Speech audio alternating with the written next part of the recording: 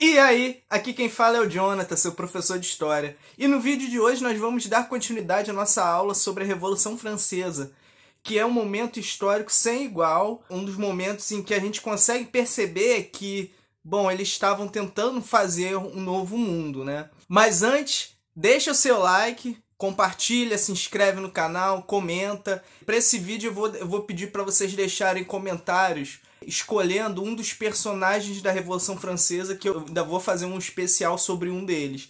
As opções seriam o Danton, o Robespierre ou Napoleão Bonaparte. Então deixe os comentários aí qual personagem vocês gostariam de ter um vídeo somente sobre ele, conhecer um pouquinho mais da história, mais aprofundado, que com certeza qualquer um desses três personagens daria um ótimo vídeo e, bom, é um conteúdo fascinante. No último vídeo, nós vimos que em 1791, a Prússia e a Áustria eles vão declarar guerra à França para tentar restabelecer a monarquia francesa, o absolutismo francês. E vimos também que o rei francês ele estava conspirando com esses países para restaurar sua monarquia absolutista, tendo em vista que, bom, a Revolução Francesa estava indo para um curso que estava podando muito os poderes do rei, então esse rei queria restaurar esses poderes absolutistas e com isso ele vai conspirar com essas nações para poder ressuscitar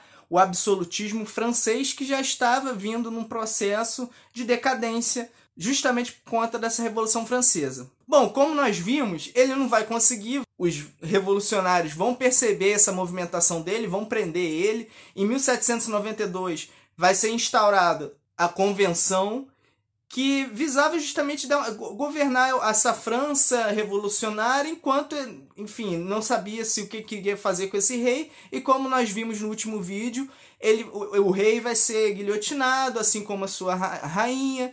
Então, foi aí que a gente parou. A convenção, a princípio, ela vai ser composta pelos girondinos e pelos jacobinos. E os girondinos, nesse primeiro momento, vão estar no poder. Mas a partir da decapitação do rei em 1793, essa revolução ela vai estar pegando um rumo muito radical.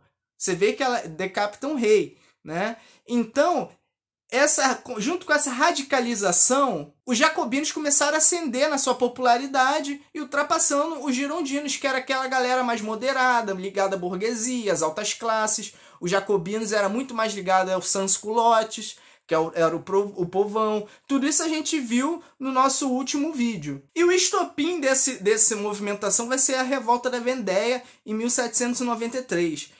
Que, bom, ela vai ser uma revolta ali no campo e que está ligado justamente a esse novo momento da França, que vai ter camponeses sendo recrutados militarmente, ou seja, mais arma na mão do povo. Nessa Revolta da Vendéia vai ter vários padres refratários, ou seja, aqueles que se negaram a jurar lealdade a esse novo momento da França.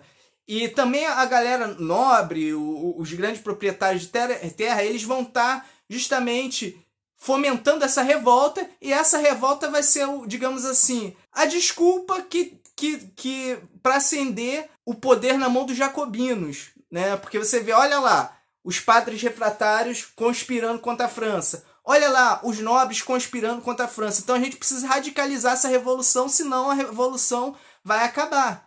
E é com esse discurso que os jacobinos vão conseguir ascender o poder nesse momento na França. E com essa Revolta da Vendéia, com essa desculpa para você ter aí essa radicalização, vai começar a surgir o discurso do despotismo da liberdade, que nada mais é do que você ter ações radicais, ações de força para defender essa liberdade conquistada pela Revolução. Era isso que os jacobinos estavam pregando nesse momento. Olha, se a gente não radicalizar, se a gente não cortar mais cabeças, se a gente não atacar mais essas elites, nós vamos perder tudo aquilo que nós conquistamos. Então, é nesse momento que os jacobinos vão começar a assumir o poder. E aí, com os jacobinos nesse poder dessa convenção, eles vão criar algumas leis justamente para agradar essa população, os sans-culottes, como, por exemplo, a lei do máximo, que dizia o preço máximo que o trigo iria custar.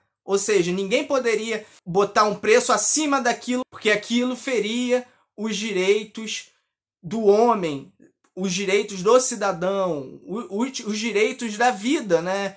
Você ter um pão a um preço que você não pode pagar, isso daí é um atentado, digamos assim, contra a vida daquele camponês que sem o pão ele vai morrer de fome. Então você tem aí esse discurso, né, ligado muito mais a essa população pobre. E além disso, com esses jacobinos ascendendo ao poder, eles também vão dar uma nova interpretação ao direito à indignação que estava previsto naquela Constituição promulgada, como a gente viu no nosso último vídeo, que estava previsto o direito a resistir à opressão. E aí, veja bem, nesse momento, esse resistir à opressão vai ganhar uma nova interpretação. Vai trazer nessa nova interpretação o direito à insurreição, ou seja, uma revolta de várias pessoas oprimidas. Então você consegue perceber que é nesse momento da França aí revolucionária, jacobinos, que o poder está sendo colocado na mão do povo de uma forma trazendo a legitimidade do uso da violência. A violência aqui ela vai ter um papel fundamental, porque, veja bem, se a gente não tiver a violência contra aqueles que nos oprimem, eles vão continuar nos oprimindo. É essa mentalidade que nós temos aqui nessa França revolucionária e nesse período que vai ficar conhecido como o período do terror. Então nessa aula de hoje nós estamos começando do período terror até o final da Revolução Francesa.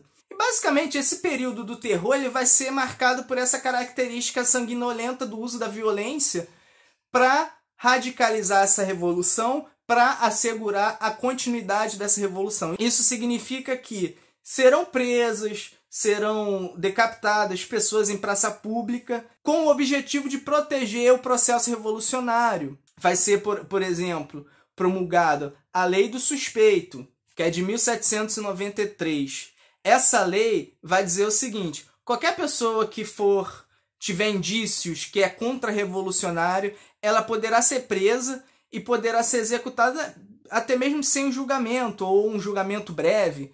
E o que seriam essas pessoas? Bom, poderia ser aquela pessoa que está estocando trigo para aumentar o preço do trigo, com isso ganhar mais dinheiro. Ou pode ser também aquela pessoa que está conspirando diretamente com as potências estrangeiras, um golpe ou qualquer coisa do tipo. Então, você vê que essa lei dos suspeitos, por exemplo, ela vai auxiliar muito nessa ideia desse terror. Esse terror é um momento em que os jacobinos estão no poder e estão, digamos assim, fazendo o processo revolucionário de uma forma violenta, de uma forma em que, conforme a gente vai vendo, ele vai acabar sendo o estopim até mesmo para os jacobinos que saírem do poder. Mas, retomando, em 1793, ainda nesse ano, os jacobinos vão colocar uma nova Constituição, e nessa Constituição algumas novidades muito interessantes vão surgir, como, por exemplo, a instituição de um novo calendário. Ou seja, eles vão estar abandonando aquele calendário cristão, nosso calendário, janeiro, fevereiro, março, abril. Eles vão estar substituindo esse calendário e vão criar um novo calendário. Ou seja, eles estão tentando totalmente abandonar as coisas antigas para criar algo novo. Esse novo calendário ele vai ser pensado a partir da natureza, a partir das estações do ano. Se o nosso calendário, janeiro, fevereiro, março, abril, ele tem um caráter muito cristão, ele tem um caráter até mesmo ali que retoma a Roma, enfim. Esse novo calendário francês vai romper com tudo isso e vai trazer a natureza. Os meses vão ser ligados às estações do ano, então você vai ter ali na estação do outono, ter o primeiro mês, o vindimiário. É um mês dedicado à colheita. É nesse primeiro mês do outono que vai ser realizada a colheita. No mês seguinte é o brumário, ou seja, é o mês da bruma, das névoas. É um mês que na França vai estar nevoando muito. Aqui eu vou estar colocando mais ou menos a correspondência com o nosso calendário para a gente entender melhor. E depois vai ser o frimário, que é o mês em que vai estar as geadas, vai começar a surgir o frio, né? Então você vê que está tudo relacionado às estações da natureza e até mesmo para trazer nesse calendário não aquela lógica religiosa, mas uma lógica racional. O racionalismo vai ser aqui, dentro dessa revolução, elemento fundamental para todo o arcabouço. E aí no inverno você vai ter o mês do Nivose, que tem a ver com as neves, né? O mês que começa a ter neve lá na França. Seguindo do pluvioso, que tem relação com as chuvas, o momento que chove muito. O ventoso, que vai ter os ventos. E aí na primavera o germinal, que tem a ver com a germinação das sementes, né? O floral, que tem a ver com enfim, quando as flores começam a desabrochar. E o pradial, que tem a ver com os prados, né? Aqueles campos verdinhos, bonitinhos e tal. E aí no verão nós vamos ter o Messidor, que tem a ver com as colheitas. Vai ser o momento que será feitas as colheitas. O Termidor, que tem a ver com a temperatura, né? Esse calor, que vai ser um momento de muito calor. E o último mês seria Frutidor, que tem a ver com as frutas, né? Então você vê que esse novo calendário ele tem a ver com essa nova concepção de França, um novo paradigma de sociedade, não ligada tanto a essa coisa religiosa, mas ligado a coisas práticas da vida, as coisas racionais, as coisas da natureza. Além disso, essa nova Constituição vai trazer um ensino público gratuito, essa ideia de que é necessário na França que tenha escolas para todos e essas escolas sejam gratuitas, que essas crianças sejam educadas, tenham direito a essa educação e que isso não seja só um privilégio das elites. E ainda nessa lógica de mudar, digamos assim, a França, mudar a concepção, trazer uma nova mentalidade, eles vão sugerir, na verdade é uma sugestão do próprio Robespierre, que a Catedral de Notre-Dame, em Paris, é um marco, enfim, religioso, é um templo importantíssimo, já era naquele momento a catedral, uma das mais importantes de Paris. Ele vai sugerir que ela fosse rebatizada para Templo da Razão. Ou seja, ele está querendo trazer aqui um valor da razão, um valor do pensamento, um valor quase que religioso. Veja bem, essa Revolução Francesa ela é fruto direto do Iluminismo, que é o movimento filosófico ligado à razão. Então você consegue perceber que tá tudo conectado, cara. A história ela é assim, ela é tudo conectado. Não tem uma coisa que é ponto sem nó, entendeu? Beleza, mas com esses jacobinos no poder, a gente vai começar a perceber algumas coisas. Como, por exemplo, as distinções dos jacobinos. Porque, veja bem, tanto os girondinos quanto os jacobinos, ou quanto qualquer espectro político, seja os comunistas, os socialistas, ou pensar aqui no Brasil, partidos políticos, todos esses partidos, toda essa aglomeração política, ela vai ter distinções. Isso vai acontecer ali na Revolução Francesa também. Se, por exemplo, a gente tem, pensando ali no, sei lá, um PSDB brasileiro, você tem ali uma ala que é mais ligada a uma intelectualidade que está ali ligada ao Geraldo Alckmin. Você também tem a galera do Aécio Neves, que é uma outra galera que tem nada a ver com a galera do Geraldo Alckmin. Então tudo no PSDB, mas são correntes políticas diferentes. A mesma coisa vai ser, por exemplo, no PSOL. Você tem a galera trotskista e você tem uma galera menos, digamos assim, menos comunista, ferrenha. Então, você consegue perceber que nuances, né? Então, uma das nuances aqui dos jacobinos é que vai aparecer, digamos assim, visíveis 3 posições diferentes. A primeira delas vai ficar conhecida como os jacobinos enraivecidos. E basicamente a figura mais proeminente é o Marat, né? Ele é um jornalista, ele, enfim, vai ser a galera mais radical dos jacobinos que vai pregar mesmo lá, matar todo mundo, passar o rodo e tal. O Marat ele vai ter um fim trágico, ele vai ser assassinado por uma concubina girondina, enfim, ele vai ter um encontro lá e a mulher vai passar o cerol nele. Tem até um quadro que eu vou deixar aqui, ó, dele, enfim, que é um quadro famosíssimo. Então vai ter essa galera mais radical, os enraivecidos. No outro extremo, nós vamos ter a galera do Danton, que é uma galera mais moderada. Eles vão ser conhecidos como os indulgentes, né? Porque vai ter essa lógica aí da indulgência, né? De salvação, digamos assim. Aí vai ser a galera que vão... Pera lá, gente, não corta a cabeça dele não, só prende. Faz o seguinte, prende, deixa lá um tempo, vamos tentar conversar com ele. Às vezes a gente convence, sabe? Essa galera mais assim. Então essa galera mais paz e amor, digamos assim, a galera do Danton.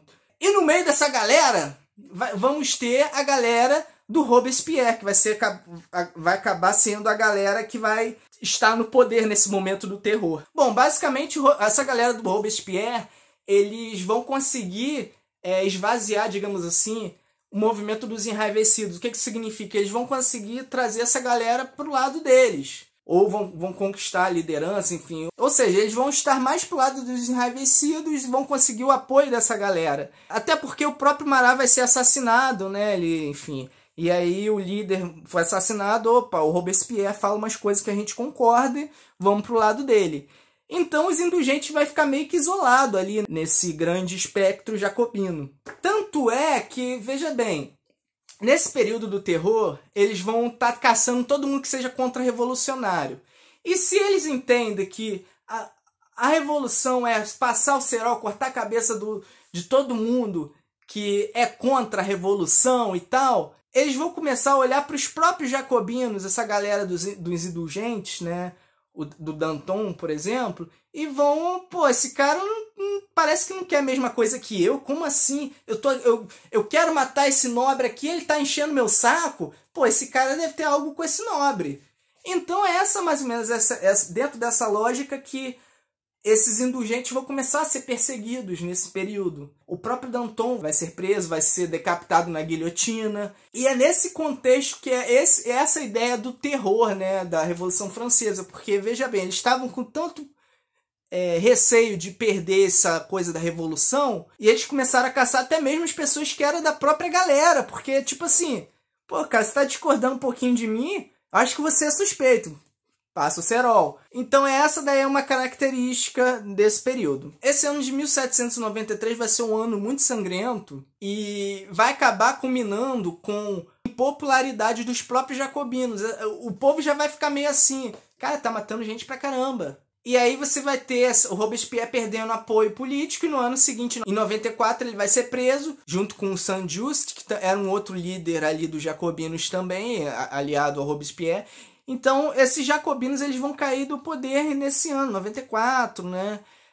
Justamente com ele sendo decapitado, o próprio Robespierre vai ser decapitado. E o Robespierre ele era um camarada que, nesse ano de 93, ele se achava incorruptível. Ele dizia, eu sou incorruptível. Ninguém consegue me corromper. E com isso ele conseguia julgar que o outro era menos valoroso que ele, porque ele é incorruptível, ou seja, não tem como me corromper. Então, se eu digo que é, porque é, então tu perde a cabeça, né? Então a gente vê que essa Revolução Francesa, ela acaba por cansar um pouco o povo e tal. Porque veja bem, isso é bom pra gente pensar até mesmo no Brasil atual, de pandemia e tal. As pessoas, enfim, as pessoas comuns, as pessoas no geral, elas não querem uma revolução, elas não querem algo radical que vire a vida dela 360 graus, né? 180 graus, né? Pra dizer que mudou de direção. Mas ela não quer isso. Ela quer viver a vida dela bem, viver a vidinha dela, criar seus filhos, alimentar e tal, conseguir as condições para isso, né? E esse período revolucionário, ele vai tirar essa rotina das pessoas, e isso incomoda muito, né? Você vê que, por exemplo, aqui no Brasil, a comunidade científica recomendava e recomenda, né, a quarentena para acabar com esse vírus e tal. Mas aqui ninguém conseguiu fazer a quarentena muito bem, né? Você teve algumas pessoas que estão fazendo, eu mesmo sou uma delas, que está ali fazendo, mas que em volta dela tem uma série de pessoas fazendo churrasco e tal, e isso complica, né? Enfim, mas essas pessoas querem apenas viver a vida delas, ninguém quer, digamos assim, perpetuar o vírus, elas querem só viver o cotidiano, né? Então tem essa coisa do cotidiano, é uma coisa muito... Eu sei que na história não se deve trabalhar muito com natureza humana, né? Essa ideia de uma natureza, naturalizar as coisas, mas essa ideia de um cotidiano previsível, que você consegue planejar a sua vida e tal, isso está presente aí na humanidade de alguma forma, em alguns lugares mais e outros menos. Mas enfim, com os jacobinos fora do poder, em 95 foi votada uma nova Constituição, dessa vez uma bem menos radical. A propriedade privada estava garantida, o voto deixou de ser universal e passou a ser censitário, ou seja, só podia votar pessoas que tinham uma determinada renda, aquelas que não tinham aquela renda mínima não tinham direito nenhum a voto. Com isso você vê que a revolução vai se tendo ares mais moderados. E é nesse momento que vai surgir um camarada chamado Graco Babeuf. Eu não sei falar direito o nome dessa galera francês, mas vai estar escrito aqui o nome dele.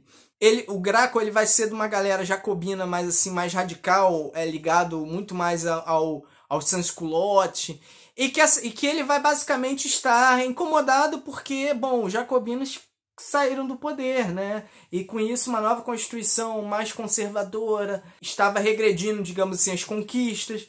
E ele vai ser muito mais radical do que os próprios jacobinos, como Robespierre, foram. Porque ele vai trazer ali, pela primeira vez, umas ideias genuinamente socialistas, né? O que significa? Ele vai querer acabar de vez com a propriedade privada. Ele vai liderar a insurreição dele, vai ser chamado Conjuração dos Iguais, ou seja, tem uma ideia muito igualitária, muito extrema nesse sentido. E que, bom, quando o Graco Babeuf surge como um cara ainda mais radical do que os próprios jacobinos anteriores tinham sido, bom, esse vai ser um estalo de alerta, digamos assim, para aqueles mais moderados, aquela classe mais ligada aos girondinos. Eles vão ver, pera lá, essa revolução pode se tornar mais revolucionária ainda do que a gente tinha planejado. Porque aqui já estão falando de socialismo, né? Se socialista, sai! Enfim. E aí o Graco ele vai ser, enfim, a insurreição dele vai ser logo combatida. Em 97, que se eu não me engano, que ele vai ser decapitado. Apesar do terror jacobino ter acabado, a guilhotina vai continuar funcionando a plenos vapores na França. E, enfim, aqui a gente já está falando do diretório, porque, veja bem, quando os jacobinos saem do poder e é votada a nova Constituição, eles optam na Constituição por trocar a convenção pelo diretório, né? Então aqui é o diretório que está combatendo esse Graco Babeuf. Isso é um monte de nomenclatura só para dizer, enfim, que tudo continua quase a mesma coisa, né? Mentira. Mas é só pra gente saber mais ou menos localizar o que a gente tá falando. Nossa, como eu tô falando, meu Deus. Eu achei que eu ia conseguir fazer isso tudo num vídeo só, mas melhor deixar para um segundo vídeo, né? Porque é muito conteúdo, gente, é muita coisa. A Revolução Francesa ela demanda muita atenção e é muito importante pra gente entender uma série de coisas da nossa sociedade e também de uma série de outros conteúdos. Então vou ficando por aqui. Eu vou gravar agora, terminar de gravar aí a aula sobre a Revolução Francesa, vou postar mais pra frente. E deixa o like, compartilha, se inscreve no canal, faz o blá blá blá todo. E até mais, galera!